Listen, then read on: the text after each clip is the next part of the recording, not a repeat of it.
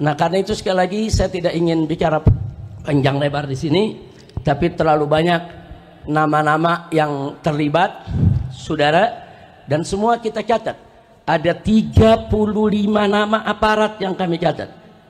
Dari yang pangkatnya jenderal sampai yang pangkatnya di bawah, semua kami catat orang-orang yang terlibat daripada peristiwa KM 50. Di sana kita lihat, saudara, ada Kombes Polisi TB Adi Hidayat, dulu menjabat sebagai Diskrimum Polda Metro Jaya.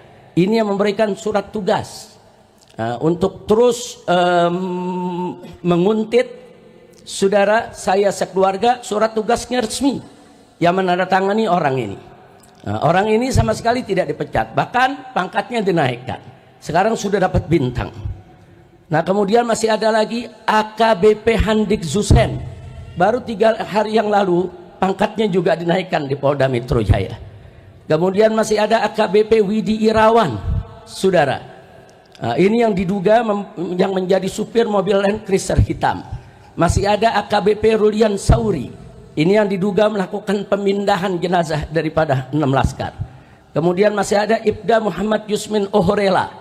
Ini yang diduga sebagai algojo eksekutor daripada KM 50. Masih ada Bribka Faisal Kasbi Alea. Ini juga termasuk eksekutor. Masih ada Bribka Adi Ismanto. Masih ada Bribka Guntur Pamungkas. Masih ada Bribtu Fikri Ramadan Tawainella dan lain sebagainya. Bahkan secara sistematis para buzzer digerakkan untuk membenarkan tindakan polisi dan menyalahkan daripada para syuhada KM 50. Bahkan ada buzzer yang kirim rangkaian bunga mengucapkan selamat kepada Polda Metro Jaya atas berhasilnya membunuh 6 laskar. Ini semua kita rekam dan semua kita catat. Nama-nama orangnya ada, saudara, foto-fotonya semua ada. Jadi kita tinggal tunggu waktu yang tepat untuk kita seret mereka semua ke pengadilan HAM. Nah, jadi sekali lagi saya tidak bisa bacakan semua nama-nama yang ada, tapi nama-nama tersebut tidak akan pernah kita lupakan. Dan alhamdulillah mobil yang dipakai oleh para syuhada ketika mereka ditembaki, mobilnya ada di depan sana, Anda udah lihat dibangun museum. Di situ ada mobil yang digunakan oleh para laskar dan itu menjadi barang bukti. Jadi sengaja kita simpan sebagai barang bukti. Begitu nanti pengadilan HAM digelar, maka ini merupakan salah satu bukti barang yang harus ditunjukkan di pengadilan. Tidak sampai di situ. Kalau kita bicara novum, tadi sudah dibahas oleh Dr. Fadillah. Perlu kita ketahui, novum yang kita punya sebetulnya bukan hanya CCTV KM 50. Tapi tidak jauh dari pintu tol Kerawang Timur ada sebuah hotel, yaitu Novotel. Hotel tersebut saudara juga punya CCTV yang merekam aksi penembakan para aparat terhadap 6 syuhada kita. Tapi hotel tersebut kemudian didatangi oleh para aparat dan CCTV-nya semua disita. Jadi CCTV milik hotel, CCTV milik KM 50 semua adalah bukti kuat tentang terjadinya pembantaian. Tidak betul kalau laskar melawan, tidak betul ada peristiwa saling tembak menembak. Tapi insya Allah satu saat kita akan dapatkan semua CCTV tersebut untuk kita bisa seret semua yang ada. Dan subhanallah, Allah maha adil ya ikhwan. Allah maha adil. Ternyata tidak kurang dari 7 orang yang terlibat dalam pembantaian KM 50 adalah anggota Satgasus Merah Putih Sambo. Resmi, saudara, masuk. Termasuk yang tadi saya sebutkan namanya, yaitu Handik Zusen.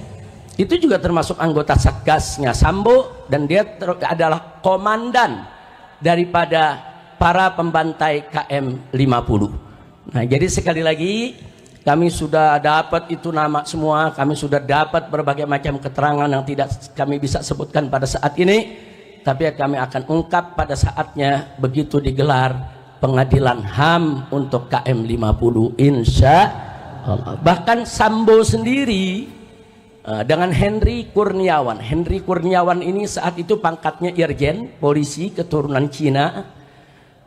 Dia ditugaskan oleh Sambo sebagai ketua provos yang memeriksa kasus KM50. Tapi lucunya dia sebagai ketua provos tapi ikut siaran pers bersama Kapolda Metro Jaya dan bersama Dudung ikut-ikutan memamerkan senjata-senjata, barang-barang bukti palsu, saudara.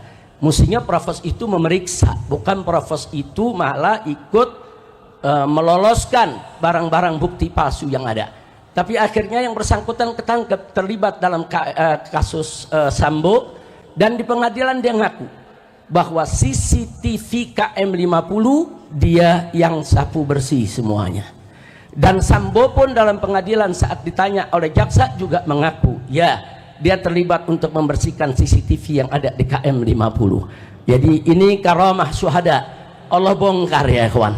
Sambo dan pasukannya yang terlibat, mereka pikir saudara mereka akan bisa bersembunyi selamanya. Ternyata Allah ciptakan ada peristiwa bagaimana Sambo dan kawan-kawan membunuh yaitu salah satu daripada anggotanya, dan akhirnya di pengadilan semua terbongkar. Nah, karena itu kepada Bapak Kapolri kita ingatkan sekali lagi janjinya di depan DPR MPR yang siap mengupas kembali kasus KM50 kalau ada novum baru. Novum barunya sudah ada Pak, tinggal Bapak mau proses atau tidak, itu saja. Nah, jadi jangan lagi beralasan novum baru, omong kosong. Bapak ketika itu sebagai kabak reskrim ketika kejadian, Kapolrinya adalah Bapak Idham Aziz. Bohong kalau Bapak tidak tahu CCTV 50 itu disingkirkan. Bohong kalau Kapolri itu tidak tahu kalau CCTV itu merupakan novum baru yang sampai hari ini belum pernah yaitu diajukan ke pengadilan. Jadi saya minta Pak Kapolri nggak usah main-main lah.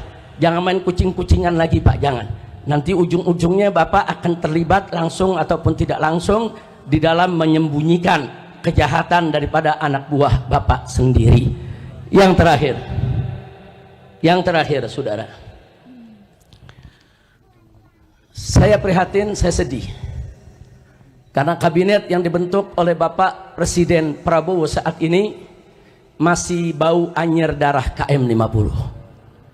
Karena orang-orang yang tadi saya sebutkan, saudara, sebagian ditarik ke kabinet yaitu Pak Prabowo. Kita bisa lihat BG dijadikan Menko Polkam, masih ada Pak Tito di sana, masih ada Dudung, saudara. Nah, kok bisa orang-orang yang bermasalah ini ditarik untuk duduk di kabinet? Padahal kita berharap Pak Prabowo ini punya kabinet yang bersih, yang profesional, yang hebat, yang kuat, yang bekerja demi bangsa, rakyat, kita dukung. Tapi ternyata saudara, orang-orang bermasalah, orang-orang justru yang kita sedang kejar dimasukkan ke dalam kabinetnya. Maka itu kita minta dengan hormat kepada Bapak Prabowo agar semua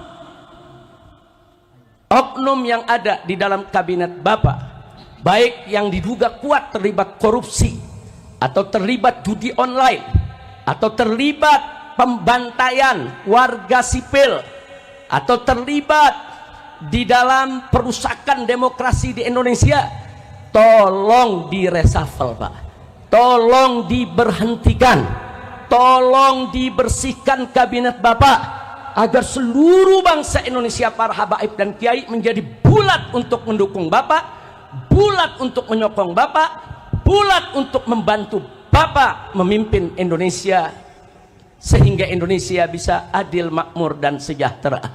Amin ya rabbal alamin. Jadi PR kita masih panjang, belum selesai karena orang-orang bermasalah di KM50 masih punya jabatan. Kalau masih punya jabatan berarti masih dilindungi. Kalau masih dilindungi berarti tantangannya masih berat. Tapi nggak usah khawatir. Kita selama ini berjuang, khususnya para pengurus FPI dan laskar FPI, anggota FPI dimanapun berada, 1000 kali kita gagal, jatuh dalam perjuangan, 1001 kali kita akan bangun, bangkit kembali, melanjutkan perjuangan. Tidak ada kata putus asa dalam perjuangan kita. Setuju berjuang? Takbir. Itulah tadi beberapa nama-nama aparat penegak hukum yang diduga keras terlibat kasus KM50. Habib Rizik dengan sangat jelas dan gamblang menyebut beberapa nama-nama yang diduga terlibat. Tak hanya yang berpangkat kecil, tapi juga selevel menteri pun tak luput disebut oleh Habib Rizik Syihab.